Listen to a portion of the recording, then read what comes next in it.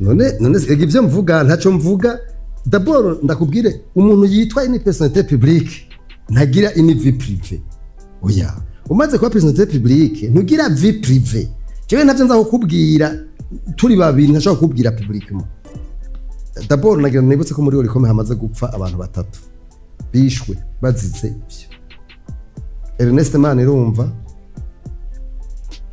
leta yaragize n'amatohoza n'ikigeranyo kirahari cyaragaragaye. Jewe personnellement maze kuja mu butungane inshuro zirenga 30, maze gufungwa inshuro zirenga 6, maze guhunga igihugu inshuro zirenga 40.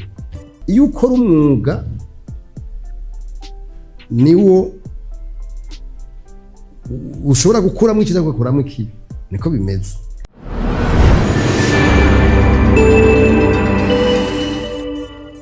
Buja TV Canal Plus ni kuri chaîne ya 636 Satime ni kuri chaîne y'ijana na cumi. Twabwiye ko dufise umutumire uyu munsi ni Rufyiri arongoye ishirahamwe yemeje kugwanya isesagura ry'amatungo ya leta no kugwanya igiturire OLUCOME. Yamaze gushika ngaha muri studio za Buja TV. Rufyiri tuguye ikaze muri main switch kuri Buja TV. Murakoze ndabashimiye kandi nanje ndanabaramukije. Ndaramukije bariko baradukurikirana, hanyuma kandi nkasha mbonera ndabifuriza n'umwaka mwiza. Uyu mwaka z'umwaka w'umugisha kuri mwebwe hano muri Buja TV twakiriye, hanyuma kandi no ku barundi bose cyane cyane igihugu cacu gitera imbere twikuriho agasuzuguro. Agasuzuguro ka agasuzuguro burya iyo utigaba ntiwigaburire ntugira aho utaha burya ntiwubaho. Nico gituma rero abarundi ikintu ca mbere gihambe tugomba kugira, nturumva mu kintu bavuga ngo urakagira aho bawubaho. Yego cyane. Urumva rero gira aho ukubahwa no kuvuga yuko ushobora kwigaburira, hanyuma kandi ntate kugira iyo utagira n'ijambo ryawe riragira amakenga, baragira ko makenga. Nico gituma ari byiza ko umuntu agira byose nk'igihugu. Rero urumva coco nk'ukundi uko nico gituma nibaza yuko ari byiza ko barundi bo kwiga bakigaburira. Nibitari bike tuganira ko muno mwanya dufise, twavuze ko musanzwe murongo ishirahamwe OLUCOME agishinze rero giyemeje kugwanya isesagurwa ry'amatungo ya leta no kugwanya igiturire mu Burundi. Bwa mbere tumenye ku bantu badukurikiranye ari rya mbere kumbure batazi OLUCOME yabayeho gute, yabayeho ryari? OLUCOME nibaza ko umuntu yo batayizi batari umurundi, nta murundi numwe atayizi kiretse udashaka kubimenya, kuko ivyo dukora hari abatagomba kubimenya kubera bikora ku nyungu zabo. Mbwa OLUCOME nishira hamwe riko rirakwiza imyaka 25 ririho, kandi ivyo dukora ni ibintu bifise ico no kwita impact ikomeye muri societe. Nishira hamwe gipfuza yuko abarundi bose bobaho mu bungane, iby'igihugu bikagwizwa hanyuma bigasangirwa na bose atanumwe avuyemo. Nishira hamwe rero ritemera na gato ko haba mu gihugu haba kagwi k'abantu bakeyi cyane batunga, mu gihe igihugu n'abanyagihugu muri rusange bariko baja mu bukene butagira izina. Ku ntumbero ya OLUCOME n'ikiringo ko ravuga rikorera gukwiza imyaka 25 kwihangiro koko rya OLUCOME n'uyu munsi muravye umusaruro wayifashe gute mugeranije? Twebwe turabahanuzi mugaba bashira mu ngiro n'inzego z'igihugu. Iyi nzego z'igihugu rero zitariko zirakora akazi kazo uko vyagomba kugenda, twebwe ntitubibazwa. Mugaba twe nk'abasitwaye tuguma tuvuga tuti kora iki, gira iki, gira gutya, ubahiriza iki, kandi tubikora dukurikije ivyo twokwita ama principe universelle. Ni ibintu bikwisi yose ariko bikogwa. Twaba tutanga karorero ku bihugu bishika kuri 3 4 5. Uburundi cyo gihugu cyonyine cyabaye kolonize, cyo gihugu cyonyine abanyamahanga baje bakakiganza. Oya, twaba dutanga karorero ku bihugu bishika kuri 4 cyangwa 5: Singapore, Korea y'Epfo, Korea du Sud, Botswana na Ile Maurice. Mbere naho oja vuba cyane mu Bushinwa. Ni bihugu vyaciye byo twaciyemo, mugabo ntibahagumye bari mu bintu bita ama excuse barondera ivyitwazo kugira ngo basigure ibibazo bafise oya bararavye ibibazo to face hanyuma baraheza barahangana navyo niko bimeze burya rero ikibazo c'ubukene n'umwina no kwikunda iyo mu gihugu bitagwanijwe kandi ababigwanye s'abandi n'abantu baba bagiye imbere abandi bavuga ko giye kubatwara muravuze ati twebwe turabahanuzi muri OLUCOME twe turavuga bitariko biragera neza igihugu kubakaraba ico bashobora gukora none ntimukorana n'inzego za leta none numva ko none duhanura abandi erega duhanura inzego za leta nyine mu ngiro durumva twe turababwira kandi tukababwira ngene vyokorwa natwe hari nivyo dukora mugabo ntidushobora kubasubirira kuko nibo bafise ico kwito bita manda nibo bafise ubwo ruhara n'ubwo bubasha bwo gutunganya ivyo oya twebwe rero erega ni nk'ibi kuba mukora namwe murumva mu gihugu hari ico bita système national de l'intégrité ico kintu bita système national de l'intégrité cubatswe n'inkingi nyinshi hari inkingi ya mbere ariyo leta hari inkingi ya kabiri leta tuvuze leta ni gouvernement no gutandukanya kwa leta au sens large na leta au sens figure leta rero shatse kuvuga nibashikiranganje n'inzego zindi administration hariho rero ubutungane hariho inama shigamateka n'inguza amateka hariho imigambi ya opposition hariho umugambi uri ku butegetsi hariho amaradio les médias hariho société civile twebwe hariho na les citoyens hariho n'amadini nta muntu numwe rero adafisi cyagomba guterera genda urabe mu bwiza nshingiro mu 2039 iravuga neza yuko igihugu gitezwe imbere na beneco hanyuma kandi tunga gigurira twizwe hanyuma kandi kabungwa bungu uri bungabunga rero nta numwe atagira nico gituma jewe mbonye ubuvyononye ndagira mvuga ntivyo bintu sivyo nico gituma nawe nk'ubu uri kuragira ikiganiro mbega igiturire niki kiri mu mugi inga ibiturire biri kwinshi ibiturire biri mu mugwi myinshi cyane tugiye kubivuga ngaha yasi nibaza ko twohava tubiheza mugabo reka mvuge bike bike yego urumva igiturire ubwa mbere ndababwire yuko isi yamaze kubona yuko arakaranda nta gihugu na kimwe igihugu kirimo mu giturire mushobora kuhabaza ukumvikana hagati y'abatwara n'abatwagwa donc haca hataka ico bita imbere ko nza kubwoko bw'ibiturire igiturire mvuga ingaruka mbi zacu za mbere ingaruka mbi ya mbere y'igiturire itandukanya icizigiro c'abatwara n'abatwagwa la crise de confiance entre les dirigeants et les dirigés ikigira kabiri c'igiturire kibi haba ico bita umwijyane mu gihugu nta gihugu kirimo mu giturire kitaba mu mwijyane ntibibaho usanga abantu kuko hatunga kuko abantu bakeyi abandi bakaja mu bukene aho iyo elite corrompue y'abantu bake urumva benshi bacha bidogera hanyuma ikindi kibazo c'igiturire ubukene burizizira igihugu uca usanga ama infrastructure donc inyubako za leta ibitaro abakozi usanga mu by'ukuri igihugu kirimo giturire uca usanga kimeze nk'umugabo yasuruye umugabo yasuruye sinzi ko uramubona umugabo yasuruye n'umugabo agenda arasaba ahashitse hose bagiye baje mu bubara babije nta kabarinje umugabo abujamwe barabizi muranumva ngo iyo umugabo yasuruye ararondera kwicara mu bane mugabo bakamwegeza inyuma mugabo aba yaragize igiturire rero ikintu ca mbere kizana umuntu acamera igihugu gishakimira nk'umugabo yasuruye aho usanga mu by'ukuri umuntu agomba kuba hamengareka amaboko nivyo namwe natangura mvuga iyo rero burya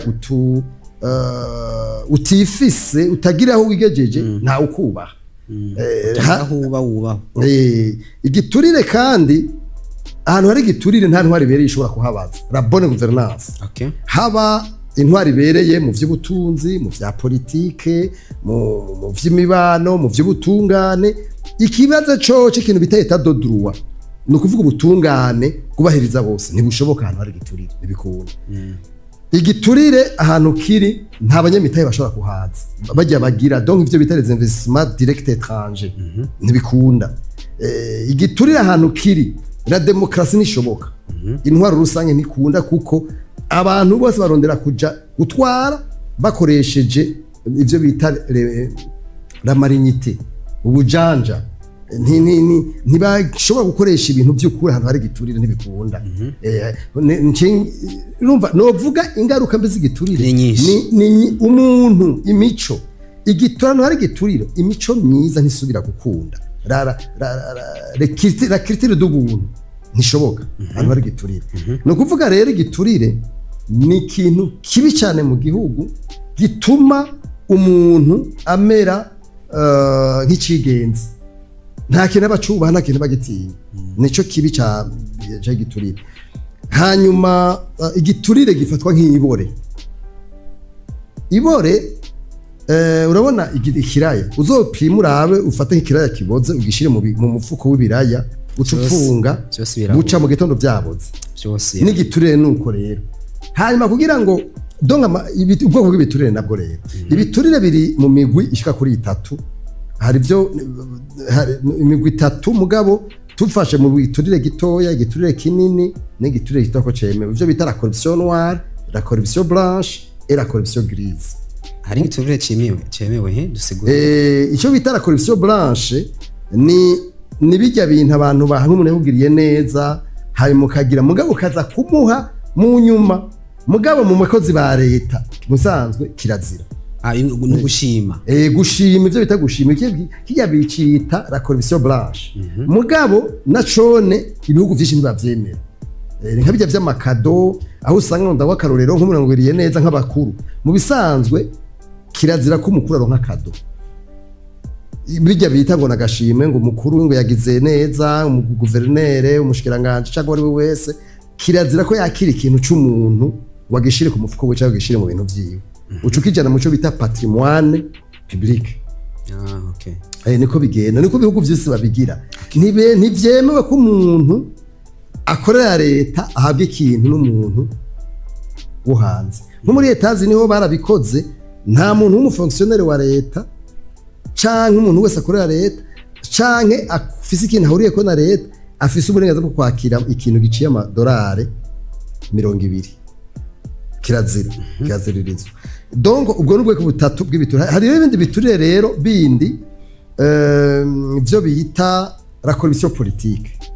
corruption politique ni giturire kiri mu vya politique hariho n'ivyo bita la corruption d'etat les états corrompent ibiturire ama leta nayo atanga ibiturire la corruption d'etat hariho byo bita la corruption sexuelle ibiturire bitangwa kugira ngo umuntu umukobwa cyangwa akishikana kugira ngo aronka akazi kanaka donc ibiturire biri ubwoko bwinshi hariho rero na corruption active donc ya giturire wewe ukeneye ikintu ugenda ugatanga kugira ngo nk'amamarché public isoko ya leta kugira uyironke ugashomugura uti jewe kugira umpe isoko ndaguha uta ivyo ni biturire classique twese tuba tumenyereye biba hakaba rero nibiturire usanga umengo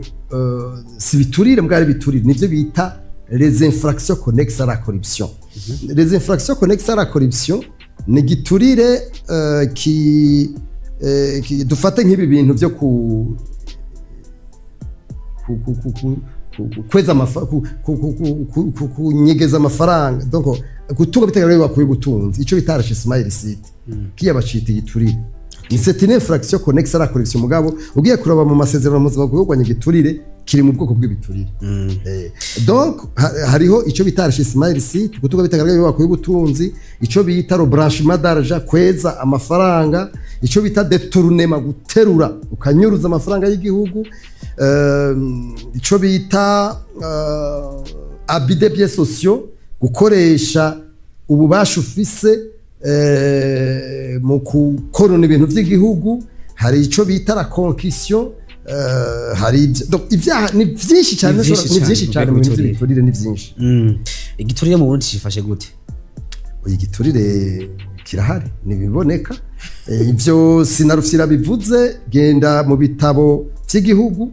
muri vision 2040 urabona kigizwe vision imbonoka zoza igihugu cihaye kimwe n'Uburundi buzaba bwifashe mu 2040 n'ingene kizoba cifashe mu 2060 igihugu cifashe en 2040 giteye imbere en 2060 nagenda kubwira yuko ugiye kuraba ama indicateur de base bijya bintu ibimenyetso mfatirwako igituri Uburundi buri ku rugero rwa 17% kugwanya igiturire umunyeshuri afite amanota 17 urumva yuko atakigenda hanyuma mu bijyanye no gukomera kw'inzego ico bita donc la gouvernance mu bintu bijanye n'intwaro l'administration turi ku bice 23 n'ibice 4 na 40% 23.40% ico bita ububasha bw'inzego mu gutunganya imigambi y'igihugu urumva igituri urumva ivyo vyonyene birakwiye kugira ngo ubone yuko dufise ico no kwita une faiblesse grave des institutions mu bintu bijanye no gutunganya ibintu vy'igihugu ivyo ni bimenyetso biri muri vision 2060 nico gituma je iyi vision ndayikunda ko yarafatiye ku bintu vy'imfatiro duheruka kugira kwiga igitabo cyo kugwanya corruption citwa stratégie nationale de bonne gouvernance de lutte contre la corruption iyo stratégie yafashitiye ku nkingi urumva navuze ko inkingi ya mbere yitwa engagement de l'État muri vision ari ivuga ivyo bijanye n'intwari bereye la gouvernance kandi tuvuze la gouvernance n'umva la gouvernance politique la gouvernance économique la gouvernance sociale la gouvernance judiciaire etc. Rero ubu uya mwico gitabo twasanze hari bice nyamukuru bishika kuri 6 bigomba gukorerwa kugira ngo igiturire gituzwe. Igice ca mbere twabonye ni ikintu twise imico. Imico mu Burundi hariho ini crise grave de valeur bica byanjandra ico no kwitara crise ya leadership mu gihugu. Ivyo rero twavuze tuca tubikorerako cane mu ico gitabo kiza gushira mu ngiro ijya nkingi ya mbere y'imbonoka zoza. Ikinuze ca kabiri nico bita le cadre légal amategeko ari mu bibazo bikomeye cyane ndagwakaro gasanzwe nk'imico duhere ku mico heraba uno munsi umuco ukujya bituriye no kubona amatungo y'igihugu aho usanga urabona twese bari mwabona ko hari amaferuje imodoka gera zibisanye makino gihugu ntimwabona ko hahora amaradar none ubu amaradar yagiye he amaferuje yagiye he vyaroye kube erega c'est ça la redevabilité ibyo ni mico byarapfuye nyene kubera haguzwe bidakomeye mwarabonye bimwe mushiranganje era kuvugigasha aheruka kuvuga avugira mu namashiga amateka nanguza amateka ibibazo bijanye na ntunzenya n'amazone yubatswe ujya n'umuco mubi udasonera ibintu by'igihugu umuntu yabikoze bigeze kuba kubibazwa urabona nta muntu ibintu byo kubisa abantu bagenda n'amaguru mengo uwo guhonyora umuntu agenda n'imodoka donc ibintu by'imico myiza les valeurs positives zo kugaruka mu bintu by'igihugu donc icyo nico cyambere cyakabone ko nabakora ibintu by'amategeko akaruriro gasaza ku bintu by'amategeko raba iki kibazo cyo kwerekana ubutunzi kuva mu 2006 2006 hagiye itegeko ko yuko no mu bwizo shingiro biri mu ngingo ya 19 mu bwizo shingiro y'ingingo ya 19 mu itegeko ryo gwanya giturire rya tariki 18 ndamukiza mu 2006 ni kuva ku ngingo ya 29 gushika mu 38 niho bavuga abantu bose bagiye mu kwatsa ko kwerekana ubutunzi bwabo ariko vyaranze none wewe usigura gute ivyo bintu ituvuga rero tuti niba baza bashire mu ngira ibihari hanyuma amategeko hari nayo asubigwe mu byo gutunga bitagaga bibakora ubutunzi mu bisanzwe hajya nta muntu numwe yagomba kugira ikintu ciza atabanza utashobora kwerekana niba gikunda nibibaho mu bisanzwe iyo ni ntuze ya kabiri donc le cadre legal amategeko kubahiriza amategeko yasubirwamo hanyuma igira gatatu ni lutte contre l'impunité kugwanya kudahana makeno gihugu hari binze kugwanya kudahana aho usanga abasuma barananiranye iyo ni cya gatatu cya kane nicyo bita transparence gukora ku mugaragaro icya gatanu nicyo twayise la synergie gukorera hamwe uya twavuze yuko twese tuzokora nk'umuntu umwe hanyuma icya gatandatu nicyo bita evaluation kugira amasuzumwa periodique ivyo rero biravugwa bikaja no mu bitabo mugabo ingorane no kubishira mu ngiro ndabaha akaroro k'amategeko yabaye kuva mu 2006 kugeza kuri no munsi ibintu bitarakunda rero mu ncamake jewe ndavuga yuko turi mu nzira turi ku rugendo turi cyo no kwita si la bonne marche la bonne voie mugabo turacari muri état de conscience embryonnaire ntituragera turacari hasi cyane turi mu ntango nico gituma niyumvira yuko twese twoterera kuko urabona twe turahari no munsi bwo umuntu si etenere murabizi umuntu arapfa rero tugerageze tugire ico dukoze igihe twe turiho uno munsi nitwaba tutakiriho tuvuge tuti hari ico twakoze jewe Rufyiri mbaje d'abord gusaba imbabazi kuko nacerewe kuko mu bisanzwe kugira ngo umuntu ashobora kugera kure ahera ku buntu buto buto mu kintu je namaze gufata kw'ingingo ni ibintu byo kudacegwa bishitse naho mbona ko nakoze ikosa grave ku buryo nigomba gusaba ikigongwe kuko mba nacumuye kandi mba ucumego nagaye nabo bantu mugabo abantu bose banzi inama ngirisha n'ivyo ntumako jewe sinkivuga ngo dukore saa 3 saa 2:30 oya saa 3:2 saa 3:7 gutyo kugira ngo tubaze dusonere ikintu bita umwanya kuko umwanya n'amafaranga ivyo bintu rero vyose twebwe rero ingorane dufise mu kino gihugu turashira ibintu bitabo tukagira mugabo ntibitwigera dushira mu ngiro ibintu biboneka nico gituma ubona tuguma turi nyuma OLUCOME ni gute ikorana n'abene gihugu kuko akenshi murahimiriza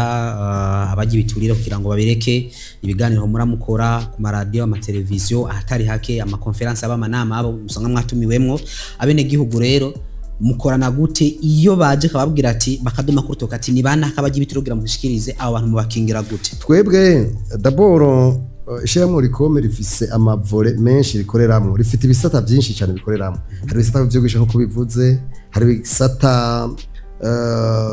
byo gusuzuma icyo twita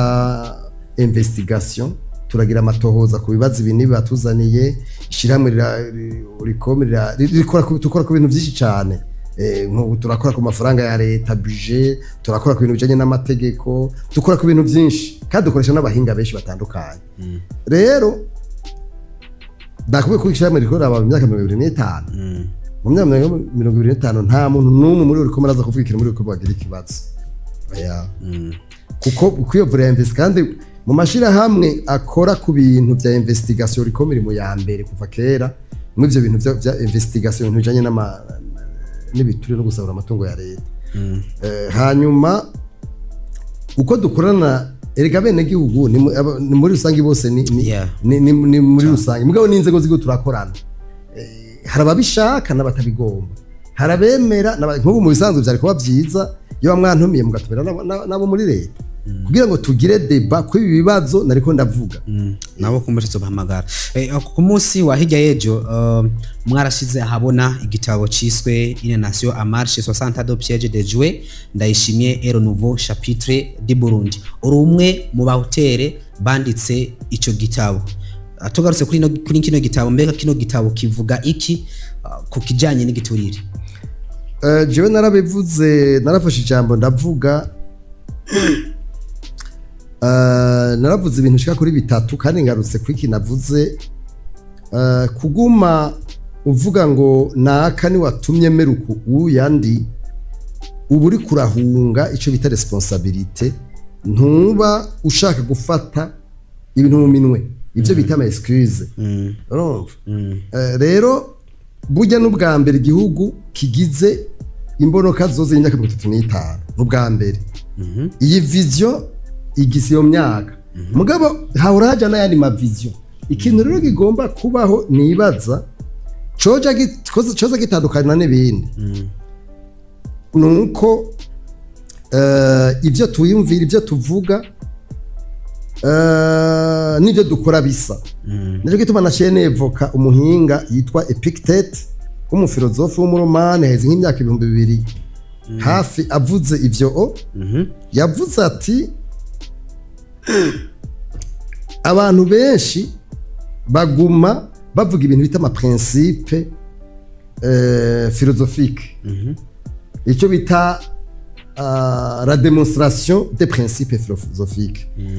abo nabambere abakabiri bakaja kuri articulation des principes philosophiques atariko n'abantu bake cyane baja kuri la mise en pratique des principes philosophiques les principes philosophiques nazo niziye izizwi cyane ni zibiri ariko ni mu bisanzwe philosophie igizwe n'ibintu bitatu la physique la logique et l'éthique mugabo wa philosophie donc byose kuko ni buryo abantu umuntu yumvira la logique ni ingene wargumenta ingene ikintu wumva ko gifise ukivuga kagisigura abantu bakavyumva mugabo l'éthique ni ingene jewe ni ingene ikintu kimeze l'éthique médicale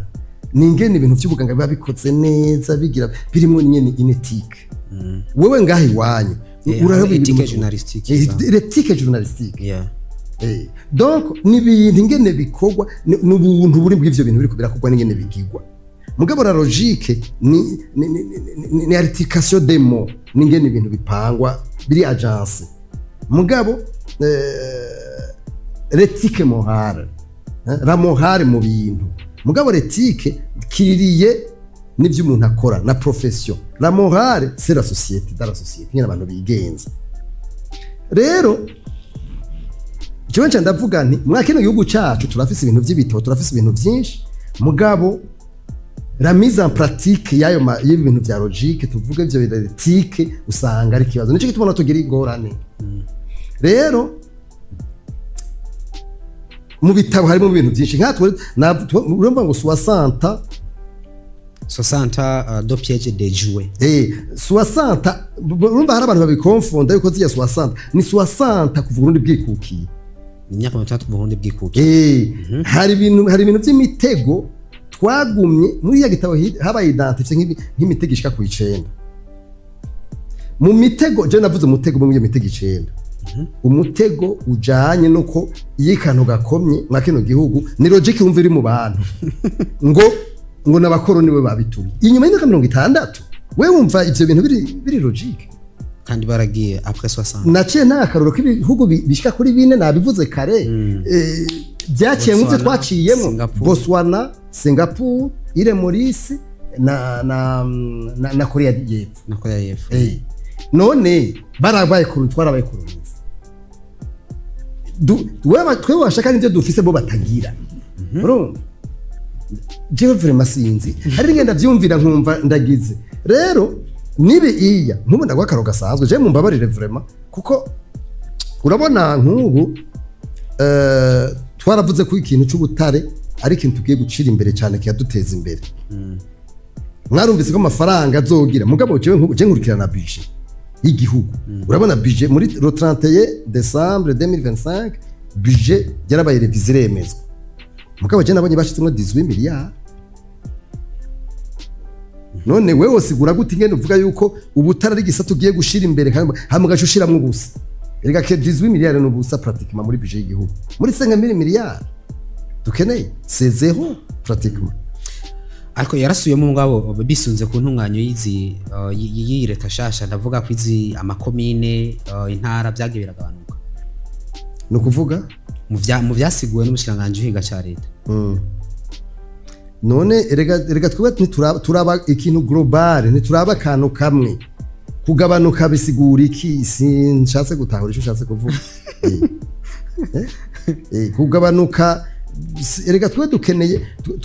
twebwe turafise ivyo bita ama indicateur do base turabirako ugiye ku butunzi bwa do ndabaro PIB parabita na todo croissance y'u Burundi igeze he ubu no munsi igihugu kiriko kiratera imbere kigomba nimeburi bigira des chiffres todo croissance de des chiffres genda urabe mu Rwanda raba mu Uganda raba muri Kenya indicateur donc todo croissance zabo twebwe turi munsi ya kane andesu do 4 bavuga bati utaragera no kuri 8 ku 8 ushaka kuvuga uri kuratera ntibishoboka uri kosubira inyuma biterwa niki biterwa n'abana ko ndakubwira byuko tutahuza ivyo tuvuga ivyo twiyumvira n'ivyo tuvuga n'ivyo dukora ntitubihuza eka uravuga amajambo gacumenga hereye ngaho nyine no mukuru ariko aba nabandi baravuga ati Gabriel Rufyiri afise ijwi rishika kure narijya kandi anibonaniya na se barundi kenshi murabishikiriza bamwe aravuga ati Gabriel Rufyiri tunamushimire ati wowe arubaka kanabivuga mu gihe abandi babatinyiza izego ati mwaba arabivuga ejo kandi tukabona bicaranye ati mbega abashikiriza iki ababwira iki ko tubona banicaranye none ivyo mvuga ntaco mvuga d'abord ndakubwire umuntu yitwa une personnalité publique ntagira une vie privée oya umaze kuba personnalité publique ntugira vie privée jewe ntavyo nza kukubwira turi babiri ntashaka kukubwira publiquement no aho rero abantu bihendera igihugu utwemeye gutwara ubu mwungere w'abandi niko kwisi hose bimeze mbega muribuka ndaguha akarorero muribuka wari umushikiranganje wa mbere muri covid mu Bwongereza yitwa Boris sinzi ko yitwa Boris Johnson mengo sinibuka neza yaragiye afata ingingo z'uko atamuntu umwe asohoka muri covid atamuntu yobwira urubanza muri covid aca arihereranya abashikiranganje bamwe biyiwe aca aza kugira urubanza kandi abandi bose yababujije ntubona ko byaciri mukura ku butegetsi hajya n'ivyo vyamufishe bimukura kubera yavuze urumva bene ko kubwira harmoniza la pensée la parole et l'action iyo umukuru ivyo uvuga niba ari byo ukora hajya c'est dangereux même pour la nation c'est dangereux pour la nation nico gituma umukuru abantu bamuhanura n'abantu burya abahanuzi ba mbere bakomeye burya sibaje abahanuzi bicarana abahanuzi ba mbere bakomeye ni wewe ni jewe ni twe tuvuga publiquement nitwataje dusaba dore ko tabibanza jewe n'abari bibanza dukingira mugo bagiye bakingira ibibanza bagiye bari tutudoru twebwe rero kandi ndakwibukije jewe nta maze guhanura aba president barenga 5 cyangwa 6 si we wenyene kandi uko mvuga no musi ndiko navuga nico gihe nkunda gwakarorero jewe bijya bintu byuko abakuru bakira nabivuze bakira ubushimwe bijya by'amakado umuntu aza ngo inka iki bijya mu bisanzwe ni forume y'igiturire si Rufyiri bivuze n'amategeko rero umukuru kizira kumutuka muga kumubwira ukuri sinibaza ko hari cyaha kirimo kandi nabikubwiye amategeko byose bitunganijwe n'amategeko nta ngaruka mbi birakugirira bivanye no kugenda uradoma ko ugenda uravugisha ukuri ugenda uravuga bitari ko biragira neza mu gihugu jewe d'abord nagira nibutse ko muri OLUCOME hamaze gupfa abantu 3 bishwe bazize ibyo Ernest Manirumva leta yaragize n'amatohoza n'ikigeranyo kirahari byaragaragaye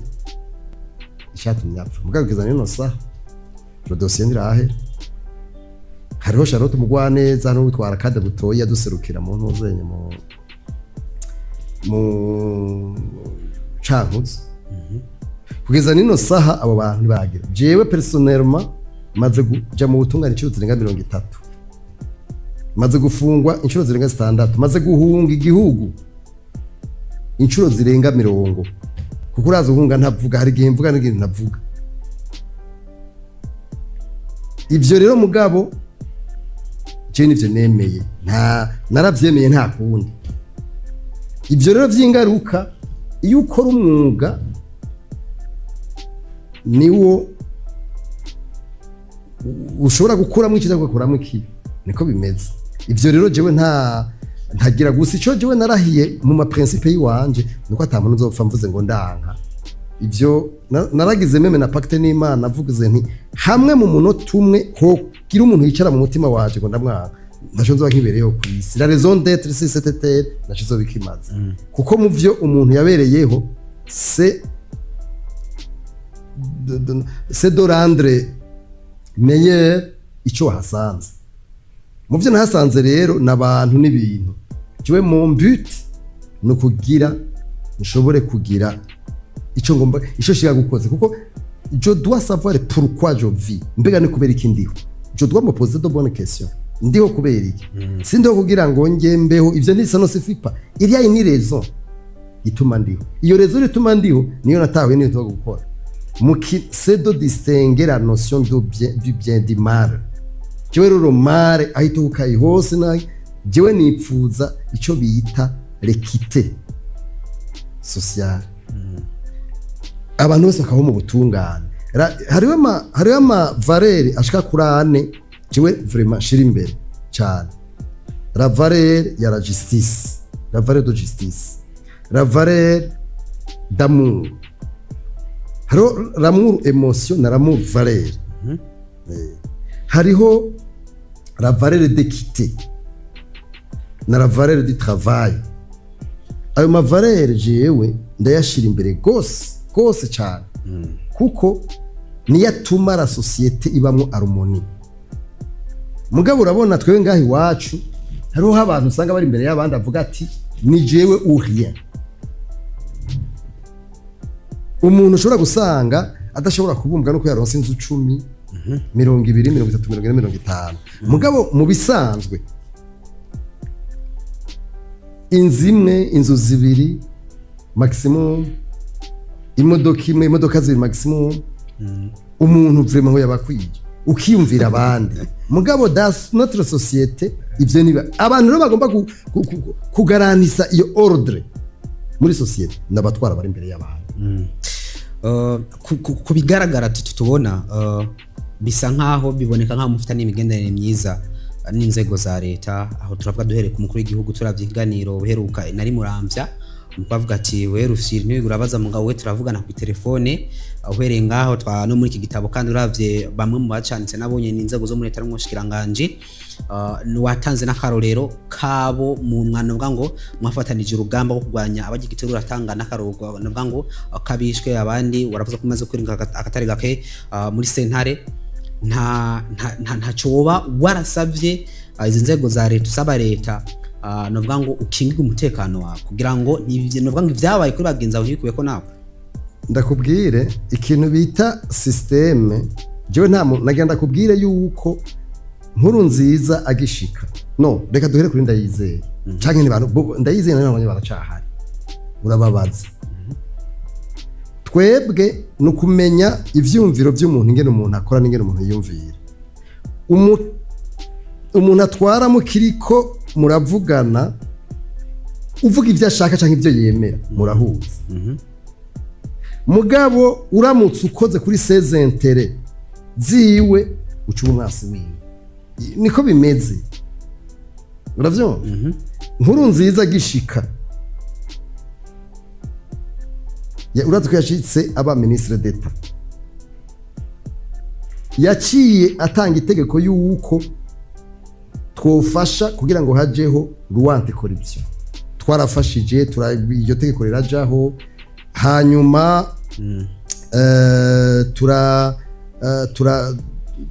turafasha mu bintu bitari bike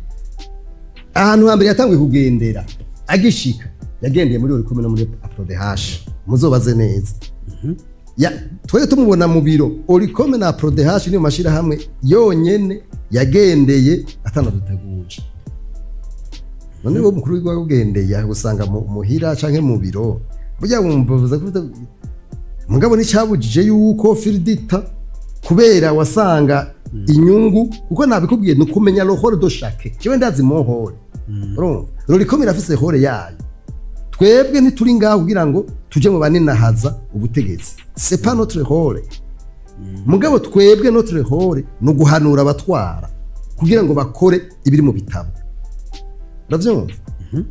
igihe rero umutware mu kiriko murahuza kw'ivyo ntumenase inyungu ziwe murahuza mugabo jewe ico mvuga ni bakora ivyo tubasaba urako tudahuza kuko twebwe ntiturabansi nituko turondera ngo tubasubirire eka c'est pas notre rôle hanyuma kwandika jewe hari ikintu ntemera mu bintu nemera jewe ntemera wewe urinde untege kuko tuvugana hari umuntu avuga ngo vugana nango nakari muvugana ngo muvugana naka vous êtes qui jewe mvugana n'uwo nshaka naho nshakiye ivyumviro vyiwanje ndabivuga n'uwo nshaka naho urambona hari abantu babona gwasahura ntumira mu biganiro horagira ngo wagiye kwa gwasa gute wewe urinde umuza kuvugana gwasa urinde si umurundi ngo ntuvuge kirazira kuvuga n'umuntu ari muri sede wewe urinde kuvugana si umurundi urumva je nyambara kubera nkeka nabaye hanze cyane je mbona twebwe turacafise ivyumviro biri hasi cyane vraiment amatière de raisonnement no mbega waruzi burya iyo umuvugana n'umuntu muvuga rumwe avuga ukitabira wari tutashobora kwevuriwa mu bwenge ivyo warubizi ntushobora kwevuriwa mu bwenge igihugu mu bumviriza ivyumviro by'uruhande rumwe gusa tino pepa evuriwe nibikunda nico gituma ikintu bita analyse na débat contradictoire mu bintu bituma societe itera imbere ivyo birimo twebwe rero abantu bashaka kugaranira mu kigroupe kikanaka gugumeye cyangwa bijya bagira muri sende navyo nemera kwe narabivuze aho usanga abantu bose bafite icyumviro kimwe bakurikira nako batari ico atamuntu ashobora kuvuga kandi je navyo noshobora eka kwe kuja mu kintu kugaranwa ntugire débat bijya nibibaho hariko haba hari indi migambwe jewe byo by'imigambwe no kutemugambwe je ndikunda kubwira le débat ndakubwira ivyiyumviro none nk'ubu ndaguha akarorero wewe turi kuri televiziyo yanyu nijyari kandi unyishure naho nariko ntarumenyesha amakuru nijyari urahamagara umuntu wo muri CNDD-FDD umuntu wo muri opposition no mu société civile muri CNDD nk'ahandi ngo bagire débat sur ikibazo kihari turetse ivyo nabaki bavyemera ega nije ndakubwira naho rero hari ikibazo mugabo cyo usanga yagiye hariya muntu unze ngo akorere perereza ngo akorera je no sais pas ngo abakoroni c'est quoi ça utemera débat iyo débat sans unique siyo nk'ubu urabona je ndiko ndivugana mugabo byari kuba vyiza hari uwundi muntu ari ngaha ku ruhande tudahuza ivyumviro tudebata ivyo bitara débat d'idée twebwe rero iwacu ntibibaho batavyemera rero iyo deja c'est un problème grave dusubiye inyuma ku igitabo ni igitabo kituganisha kumbona kazoza guhindura ivyumviro kandi tugiye twaravye population y'abarundi barenga miliyoni 12 hafi 13 abenshi bavuga ururimi rw'ikirundi mugabo igitabo kiri mu gifaransa kubera iki urumva nimene ko gura vya coherence jembo numwe tugira coherence twe mu bintu dukora jewe ndibuka abategetsi batwara uno munsi bakiza bavuze yuko inama zose zibera mu gihugu ziba mu kirundi navyumva ntimwavyumvise navyo ntimubizi mugaje naratakajya mu nama nabonye bose bace baja bavira vero France bace bagenda mu gifaransa bose naye ndavuga none tudashobora kuba constant mu bintu tuvuga bito tuzoba constant gute mu bintu binini ntibikunda ndakubwije ukuri ugomba kubahiriza umuco wambe ikintu cambere cerekana ko umuco wawe ugira n'ururimi wite ku rurimi mugabo urabona ko ivyo bintu bigoye igitabo rero mu bisanzwe hajya twari kubivuga neza mu kirundi ego nivyo hari amajambo amwe agora gutora mugabo twari kubikoresha mu kirundi kugira ngo tubwire abarundi none wavyemeye gute cyo navuze kirundi kwandikwa na igitabo oya urumva igitabo mu bisanzwe igitabo kirandikwa hanyuma gashirwa mu zindi ndimi hari iki kirundi hajya oya bizoja mu kirundi mugabo burya igihambaye si biri mu gitabo igihambaye ni bituko turavuga burya abarundi bo urazi ko tafite n'umuco wo gusoma urumva abarundi bafite umuco wo gusoma mugabo bituriko turavuga ubu uya hari abazogisoma mugabo igihambaye ningere jewe nawe twigenza dushira mu ngira ibintu bito bisanzwe biriko biragenda twumvise bitari bike ivuka rya OLUCOME ivyo ririko rirakora, twumvise ubwoko bw'igiturire, turumva n'igiturire cari cyo n'ingene vyogwanywa kugira ngo dushike kuri yambona kazoza igihugu cifashe 2040 gitembere 2060. Twumvise kandi biri mu gitabo ndetse n'uruhara rwa OLUCOME ku kijanye nuko abantu twohindura ivyumviro kugira ngo koko dutera imbere. Ikintu Gabriel turagumye ugarukako ni ikintu kijanye n'ivyumviro tugifise twatezwa guhindura. Ni bande bo gufata iya mbere guhindura ivyo vyumviro banahimiriza n'abandi ko ivyo vyumviro vyatezwa guhinduka? Jewe mu bintu narize ibintu vya coaching de dirigeant, no kuvuga gukangura ubwenge bw'abantu b'abayobozi kugira ngo bashobore kugira mu kintu ca mbere bavuga ati ihinduka. N'abantu bakurikira umuhinga yitwa Boris Cyrulnik n'umufaransa akora cyane ku bintu byo guhinduka, n'abandi benshi bahari babikorako bavuga batugomba guhinduka. Wewe ubanza hari ama etape, hari ingazi zihinduka.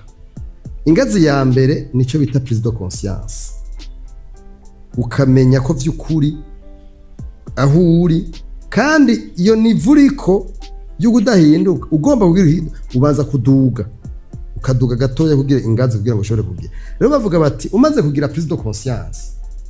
yibi uca widentifya ivyo bintu bikubloka kudashobora guhinduka.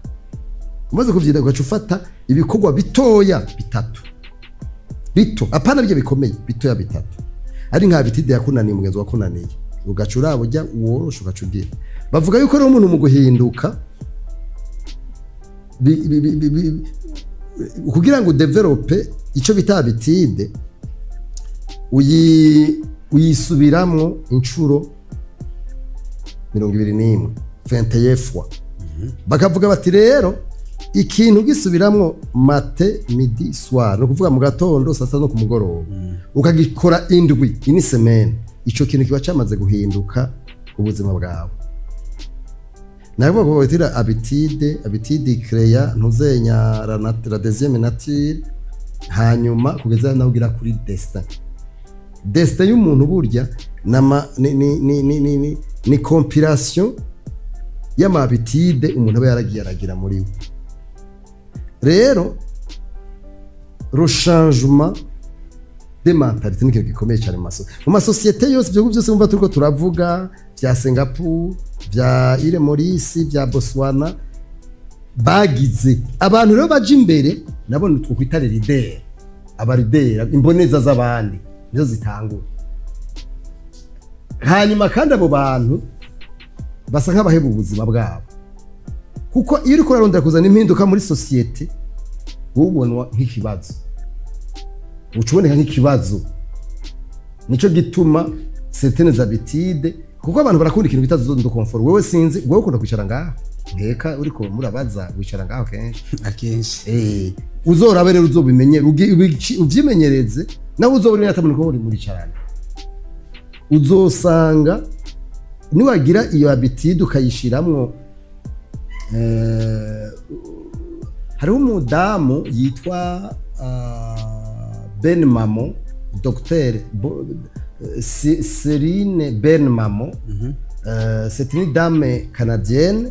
yakoze ku bintu vy'ingena ma habitude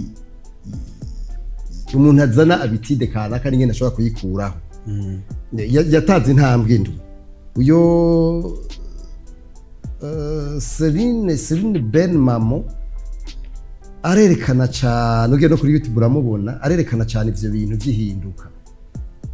birakunda. Mugabe ikintu bita zone de confort burya niyo yica ibintu n'abantu. Utaragera kumva ko uva muri zone de confort urimo n'intebe, iyo ntebe yawe ukaguma urondera kwicara gutyo, izoyihinduka uzoyikunyiganzamwo, kizoba ikibazo. Kandi ari ibintu bisanzwe, ari ibintu biri normal. Burya rero no mu buzima bwacu bwa mise n'ibintu bihambaye nuko tugomba kubigira. Wenda kubwiye kare uzohicare incuro indwi, uzogira exercice wicaye incuro indwi, urabe aho hicaye wumva umengo nturi wewe.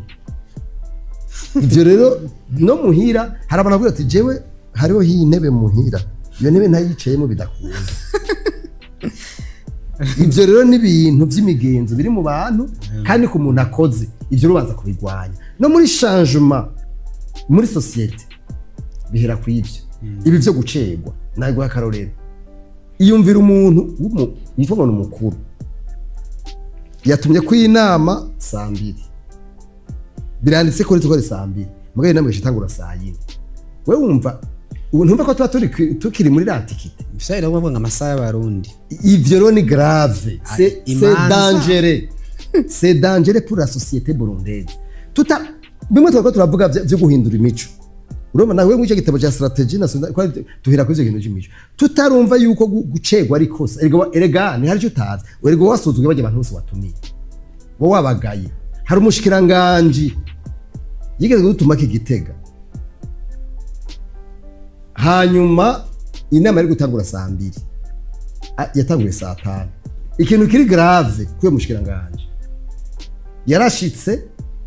kumbe ivyo yaraje kuganira bwa bisome acaja mu ntuze ngo baza suko yabisome acarashika saa 5 arinjira muri sare ntiyabona wenda kugira ja état de conscience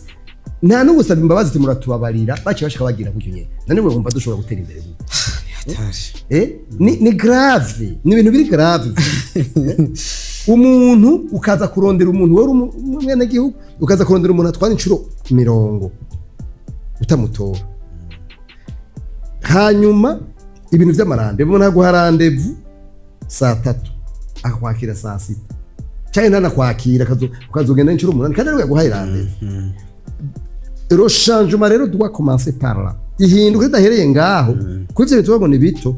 no va pas avancer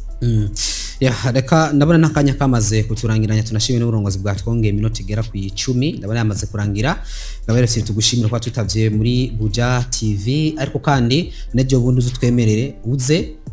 kuri deba twatumiye n'abandi kandi oya ahantu hose dushobora kuronka tuvugira ivyiyumviro vyotuma Burundi bushobora kuva ku ntambwe buri kuno munsi ugashika ku yindi twebwe tukiriho tuzobikora kuko nakubwiye iyo uriho udafise ikintu ushobora gupfira ntubuzine gituma warabayeho twebwe rero nakubwiye iki gihe turiho reka tugire ico dukoze mu gihe cyacu kugira ngo iki gihugu cyacu ntitugise ko twagisanze nukuri ntugise ko twagisanze kuko byo babibabaje kugira ko turabivuga inyuma y'imyaka 60 tukivuga ivyo twavuga muri 60 ariko tuvuga none munsi iyo état de conscience sinzi abaturoza bari ariko reka tugerageze hanyuma badutwara nabo bagerageze guhuza ivyo biyumvira ivyo bavuga n'ivyo bakora nukuri nivyo nibaza rero murakoze twe mwadutumiye tuzobitaba kandi mwakoze no kudutumira ko twiyumvira namwe tubashimire kwa mwashitse reka ndabashimire abari kumwe natwe kuri canal plus ni kuri chaîne major 63 sasa mini kuri chaîne jana na 10 Facebook na YouTube ni menshi kabiri 5 kurwa rwa X ndetse n'urubuga rwa TikTok dusubire ku munsi wejo ibiganiro vya Buja TV birabandanya.